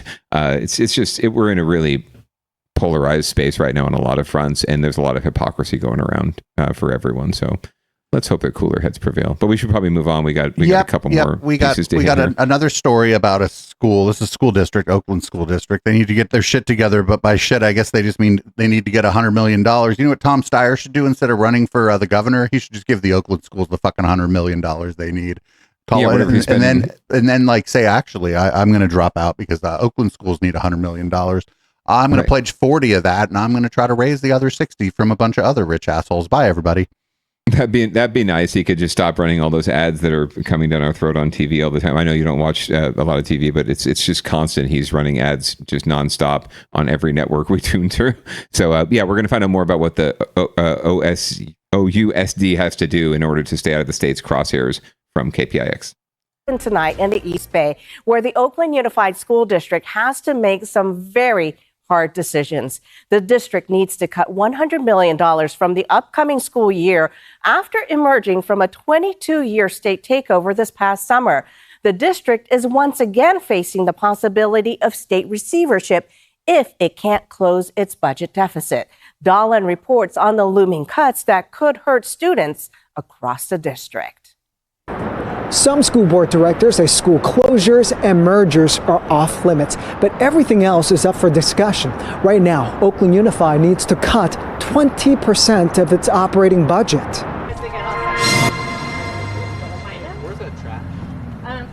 Oakland parent Sarah Salvage says it's a lot easier to manage 25 student volunteers as they beautify. I know exactly where that is. Middle school garden, than to balance the district's budget. What are you going to cut? I mean, sometimes I know teachers who buy their own paper. Like, it's just crazy, right? I mean, it seems like I don't have an alternative, but just returning to the metaphor I used before, there's just not a lot of fat to trim at the school sites. Her son attends Edna Brewer. Many parents like her volunteer at the school to fill the gaps. She believes any further cuts would devastate the student learning. I'm pretty concerned. I know there's a lot of schools that are really struggling. But district officials have to cut $100 million for the next school year. Otherwise, the state and county could once again take over the district. The district just came out of state receivership in July. To lose local control, I think, again, for our staff, for our labor partners, for everyone, to lose local control is disastrous. The board initially tried to make cuts only to the central office, but that wouldn't be enough. Now everything is on the table, from cutting school programs to laying off educators. It's a daunting task. It's going to be a painful outcome. But I do feel this puts us on the road to streamlining and to spending what we have. Any program that doesn't have its own dedicated funding is really under threat of being cut. And the last part is, since most of our budget, 80% of our budget is spent on staffing, by definition, this is going to involve reducing our staffing levels across the board in every position. It's a tough sell to students and parents when many schools are already operating at the bare minimum. But Sarah agrees going back into state receivership is not an option. State receivership, it sounds terrible. Like, it didn't really work before either. I mean, we did it. They did it for so long, but it doesn't seem like it helped. It did not fix the problem. The school board is expected to make a decision at its December 10th Wednesday meeting. That's because the district must present a balanced budget to county officials by December 15th. And a new development on this tonight. One school board director tells us the district is legally required to share its proposal 72 hours ahead of that coming meeting. So as of right now, no plan has been posted on the district's website. An agenda for Wednesday exists, but the pages where the budget plan should be remain blank. We're going to see some meetings about this. Yes, I mean, there's the one school member made a great point. Like 80%, and this is across the board of any agency, really any private or public agency. About 80% of your budget is people, right? That's why AI is so popular now, because you can reduce that big chunk by replacing them with computers. But yeah, so there's absolutely no way they get around labor cuts in this, and they're going to. But those will all have to be negotiated with the unions and to ensure peace. But I would be gearing, if I was a teacher, I'd be dusting off my resume. If I was school support staff, I'd be dusting off my resume. If I was an administrator, I'd be looking at my salary and wondering if I'm the next target. To say that anything's off the table, including closures and consolidations, is reckless at this point. If you're trying to close a 20% budget deficit, like that's a lot of cheese you have to find, especially if you've been in receivership and you have volunteers who have to come out and basically sweep the dirt. Like if you're at that kind of space where parents and kids are having to volunteer to sweep dirt, you're in dire straits. So that lady, she kind of had a good point. She's like, it just got out of receivership. She's like, obviously, whatever they did with the receivership didn't solve any of the fucking problems. I liked her. She was pretty matter of fact. Yeah, and the state didn't help us at all. So why should we? What would be the point of going back anyway? Right? Is that going to really solve the problem? Every school district, every school, private, charter or otherwise, is experiencing declining enrollment, especially in urban areas, especially where the cost of living is on the rise. And in just general, in California especially, we're seeing lower birth rates. It's a thing, lower birth rates, people having kids later, not having as many kids. There are simply not as many kids to educate anymore. And the number of kids in the system, the enrollment in any system, private, public, or otherwise, is the number one determining factor in the budget. So yes, as we see declining enrollment across the board, every district is cutting corners. Every district is looking at school closures, and every private school is looking at ways that it can be more competitive in a really shrinking market. And it's not going to get any better. If anything, it's just going to you can only hope to plateau and hit bottom. But it's not. This won't be the last story we hear about things like this. And like, not for nothing, like Oakland used to be the affordable cohort, co-partner to San Francisco. Sure. And now, rent crept back up in San Francisco, but rent, when I was looking, higher a little bit in Oakland. At least about the same, right? And that's again, Bay Area wide, we're seeing that kind of that movement. So again, this won't be the last time you hear this story. We might even start hearing it in places like Palo Alto. Who knows, where they have large, widespread parcel tax and other, local support, because the communities are just more affluent and can support schools with less kids. But eventually, it's going to hit everyone. Again, we'll keep following this story particularly, but we'll be hearing more about it. I think longer term plans to close and consolidate into larger schools, you end up getting economy of scale, efficiency stuff. But you can't do that between now and December 15th. Right. No. The plan should have been happening. The writing has been on the wall in a lot of cases for a long time for districts and schools, especially public school districts. And there's just been a reluctance to fully embrace that spirit of let's figure it out now. Let's start the work now, because the work takes time. And what happens then is that they're nobody's surprised and people aren't as fucking angry when their school shuts down because they knew about it 4 years ago.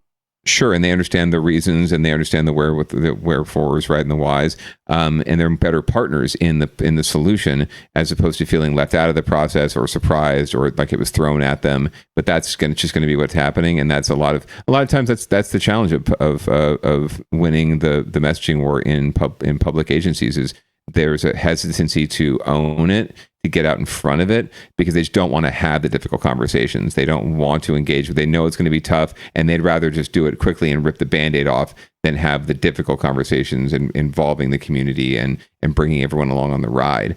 Or they're just afraid to have the conversations because it reflects badly on them, and their legacy is tarnished because they misguided the ship. No one's misguiding these ships. There's just less kids. There's nothing you can do about that. There's absolutely nothing you can do about that unless you know how to solve the cost of living problem.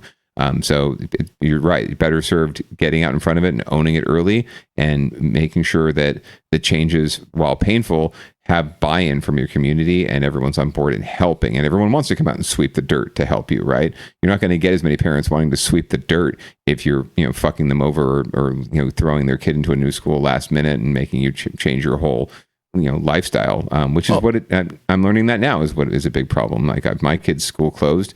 It's just, it sucks, but I would require not just getting my kid a new place to go to school, but new commute patterns and new time schedules for me and the good wife. Right, your kid obviously isn't old enough, but Oakland is better positioned, I think, than other places for this because of the bus system here. Like you can get anywhere. You can get anywhere in this fucking town on the bus, especially at the time that school opens and then closes or is shut down for the day.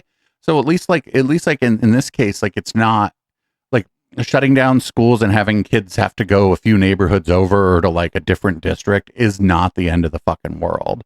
No, if you have a good public transit system, if you have a good, well-networked urban transit system, then it's a lot easier, right? San Jose, it's a lot harder because we just don't have that kind of system built out here. Everyone is so addicted to light their cars rail is great, here, but so the buses their cars blow in San Jose. Right, and that's what we would need to get around like a little better anyway. So, it would be more challenging here than it will be there. But even they're going through that here in San Jose Unified. We're going to hear more about it, I'm sure, in Downballot as that progresses. They're consolidating and looking at closing schools, particularly in places like Almaden. So it's going to be really fun and interesting to watch how things develop. Sucks for the kids, but for Downballot, it's great. It's great for the docket. Speaking of Downballot, what do we have for and another thing as this show runs incredibly long this week? We got dirty hippies in San Jose. That's all I'm gonna say. The story will tell the story. So let's go right to it. Right now, San Jose is celebrating 60 years of the Grateful Dead with a commemoration ceremony at the place where it all began. So take a look. We have live pictures. It may look like City Hall now, but this is actually the site of the band's first concert. Tonight, San Jose is honoring this historic location with a special marker. Just minutes ago, city leaders unveiled a bronze plaque with the band's logo and the words Grateful Dead Historic Site. And let's unveil. It will sit above the footprint of the original house that hosted the momentous concert. Earlier this evening, the daughter of Jerry Garcia reflected on the history of the site and the band's legacy. I was raised observing the scene and have now seen it become a historical event. This has now become like a renaissance. The 60s changed the world, and what was started here in the Bay Area continues to lead the world. So tracking down the spot of that original show was no easy task. Arlen Ramirez introduces us to the duo who cracked the case.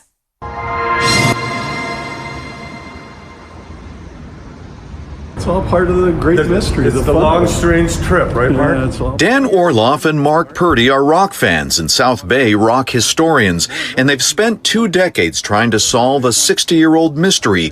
Where in San Jose did one of rock's greatest bands have their first ever performance as the Grateful Dead? They thought they had it pinpointed here, where 5th Street now dead ends at San Jose City Hall. Which would be right over there behind these walls, and actually on the side of the current San Jose City Council chambers. It was December 4th, 1965. The group had just changed their name from the Warlocks to the Grateful Dead, and a friend, counterculture figure Ken Kesey, invited them to play at a house party where he was holding one of his infamous psychedelic acid tests. Purdy, a former sports columnist for the Mercury News, interviewed people who said they were there, and it was inside this large Victorian house. And for years, that was the accepted thing. The house once stood at 43 South 5th Street. It was moved in the early 2000s to St. John Street to make way for City Hall. But then a rock relic emerged that turned the long-held story upside down. It's an original crayon poster for the acid test party, and this year it sold at auction for $37,500. The poster listed the party location as 38 South 5th Street. That house was damaged by fire, but it was saved and also moved a few blocks away to 4th Street. For Dan and Mark, it's been a wild ride. I caught it first because of a news feed. Yeah. and I was like really happy. Oh my God, after 20 years, we're going to see the poster that commemorated 43 South 5th as the acid test. This is actual physical evidence. 8 seconds later, I see 38, and I called Mark, CRAP, right? You can't say crap. Mark went back to the drawing board and counterculture. Old city aerial photos with modern day maps to see where 38 would have stood. And he literally marched off the plot lines to verify, to his relief, that the new location was still within the City Hall Plaza. I'm still unraveling the mystery of why the poster says that, and everyone seems to say here, including somebody I've interviewed who was actually at the party. But what? I wonder why. That person was frying their face off, dude. For the two conflicting locations. I want to be kind in how I say this. This was 60 years ago, and people were taking LSD. I mean, Black is not even the only honor the Grateful Dead received today. This morning, Guinness World Records announced the band has officially broken the all-time record for most top 40 albums. Last month, the band released Dave's Picks Volume 56. It is a compilation of songs from two 1981 live performances at Rainbow Theatre in London, England, and it debuted at number 25 on the charts, making the band's 66th top 40 album. Well, good on the Dead, and good on San Jose. I had no idea that this before this story cropped up that this momentous occasion, or San Jose had such a great tie to rock and roll history. I know that the Jefferson Airplane were founded at San Jose State. I know Stevie Nicks is from the East Side, but little did I know that the jam band predecessors of one of my favorite bands would have had this event, and it was on the councilman's birthday, no less. Wouldn't you believe? So, I mean, we had covered this before. Yeah, no, the lead up to this. So this is the plaque unveiling. So now it's fully recognized. It's going to be on the side of City Hall, and heads will probably migrate and smoke a J outside of City Hall to commemorate this for years to come. And it's interesting that the house still exists. That was something that happened quite a bit when the arena was being built in San Jose, when City Hall was being built, as there was a lot of turnover. You saw a lot of houses being moved to different parts of town. So there's all sorts of history that's tied up in buildings, but not necessarily the sites where they originally lied. And that's actually another subtext to this story that I would love to explore sometime. But we reached the end of our docket tonight, and it's already well past the witching hour. So yeah, we get to this is what happens. I want to make sure you get to Port. I want to make sure you get to Port Huron before too long, and I know the bad baby's calling me now. So all right, well, you know the score. We make you read the show out around here. It's one of your duties. I love it. I'm happy to do it, and I'll try and do it efficiently. Thank you so much, Producer Dave, for manning the dials as usual. You can join Downballot live on twitch.tv/Echoplex Media any Tuesday night at 7:30 p.m. Pacific, except on the weeks when we don't do a live show, which will be next week. We might join you the week of Christmas. I'll negotiate some time off with my employers, and Producer Dave can get some time to join us, and we'll do it again on the 23rd. But look for us just about every week, and make sure you get your vaccinations, especially during flu season. Make sure you wear a mask where it's appropriate. Pants are optional. We'll leave you with audible smoke, and we hope you have a wonderful evening and week. Happy holidays. Peace out.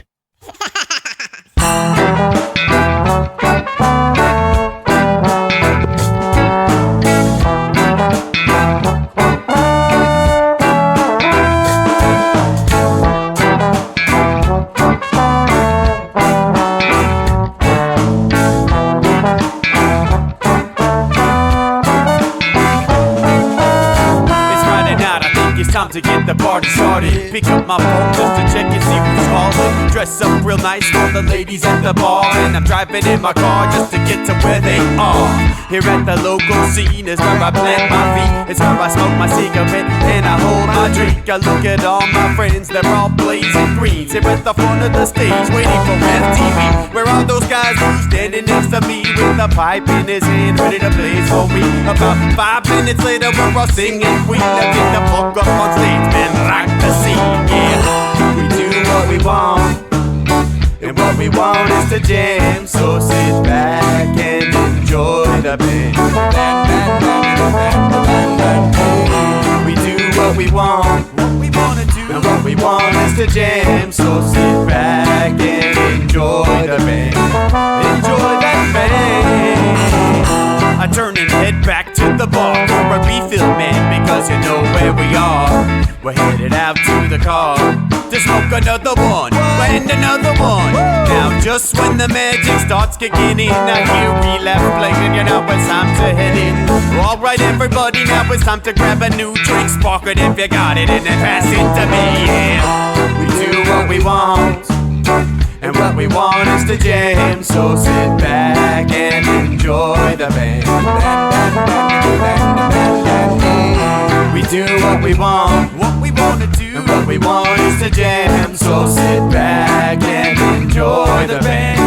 Enjoy that band. Last up on the bill for the show tonight is Down and Dirty at 5, so we're headed outside to spark up another joint. Now who's got my lighter? Stoner E, of course, shouldn't you be inside? I'm all up in this bitch, being who I gotta be. I'm fucked up like the U.S. economy.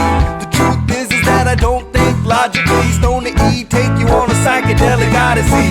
Now inside motherfuckers is rocking me, and outside shit we smoke a lot of broccoli. Rocky the roller, yo, that sexy girl be jocking me. Ain't too drunk to fuck, but I'll probably do it sloppily. We do what we want to do, and what we want is to jam. So sit back and enjoy the band. Enjoy the band and enjoy that band. We do what we want to do, and what we want is to jam. So sit back and enjoy the band. Molly say that he like jamming, and he hope he like jamming too. Well, I gotta say, thank you, Bob, we do. Yes, I gotta say, thank you, Bob, we do. Well, Bob Marley said that he like jamming, and he hope he like jamming too. Well, I gotta say, thank you, Bob, we do. Yes, I gotta say, thank you, Bob, we do. Yeah, we do what we want, and what we want is to jam. So sit back and enjoy the band. We do what we want, and what we want to do, what we want is to jam. So sit back and enjoy the band. Enjoy that band. We do what we want to do, what we want is to jam. So sit back and enjoy the band. Enjoy that band. We do what we want, and what we want is to jam. So sit